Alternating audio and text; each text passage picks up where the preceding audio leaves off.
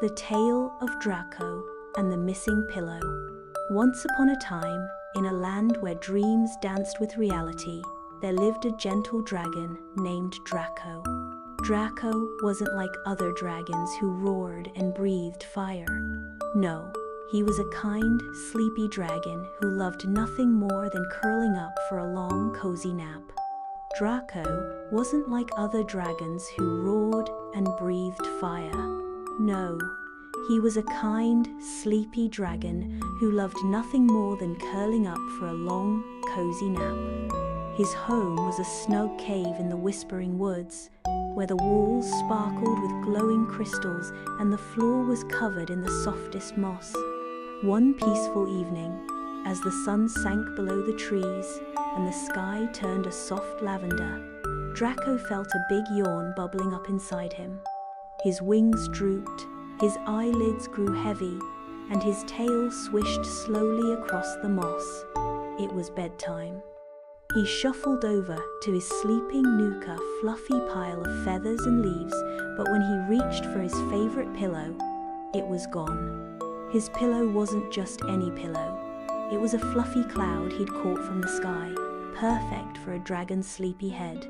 "Oh no," Drako mumbled, his voice a low, sleepy rumble. Where could my pillow be? He rubbed his tired eyes and started to look around. He peeked under the moss, lifted a shiny crystal or two, and even checked his treasure chest full of glittering trinkets. But the pillow was nowhere to be found. Feeling a little worried, Drako decided to ask his friends for help. First, he waddled outside to find Ollie the Owl, who was sitting on a branch, watching the stars come out. "Ollie," Drako said with a yawn, "have you seen my pillow?" Ollie hooted gently. "Not tonight, Drako, but I'll fly up high and look for you." With a flap of his wings, Ollie soared into the sky, his sharp eyes scanning the woods below. Next, Drako visited Mira the Mouse, who lived in a tiny house under a toadstool. "Mira," he asked, bending down low, "have you seen my pillow?" Mira twitched her whiskers.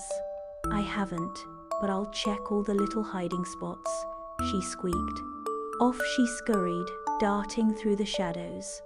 Drako kept searching, though his steps grew slower and his yawns grew bigger. He looked by the babbling brook, where the water sang a soft lullaby. He checked the flower meadow, where the petals glowed in the moonlight. Still, no pillow. His eyes were so heavy now, he could hardly keep them open. Just then, as the stars twinkled brighter, Drako heard a tiny giggle. He looked up and saw Fifi the Fairy fluttering above him, her wings shimmering like stardust. "Fifi," Drako whispered, his voice as soft as a breeze, "have you seen my pillow?" Fifi giggled again and floated down. "I might have borrowed it," she admitted with a mischievous smile. "I wanted to try it, out it's so fluffy." Drako let out a sleepy chuckle, a deep, rumbling sound. "Oh, Fifi, you silly fairy. May I have it back? I'm so very tired." "Of course," Fifi said kindly. With a wave of her sparkly wand, the pillow floated down from the treetops, soft and white as a cloud. Drako hugged his pillow close and sighed happily.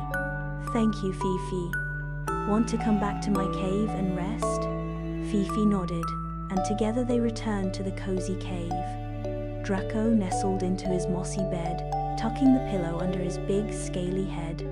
Fifi perched on a crystal nearby, her glow blending with the cave's soft light. As Drako's eyes fluttered shut, he murmured, "Once upon a time, there was a sleepy dragon who found his pillow and drifted off to dreamland." His voice faded into a gentle snore, slow and steady like a lullaby. The cave grew quiet. The crystals glowed faintly, the moss rustled softly, and the Whispering Woods hummed a sweet, sleepy tune. Fifi tucked a tiny blanket over Drako and whispered, "Good night, dear friend." And so, under a blanket of stars, Drako the dragon slept soundly, his pillow snug beneath him. The night wrapped the world in peace, and all was calm and still. Good night.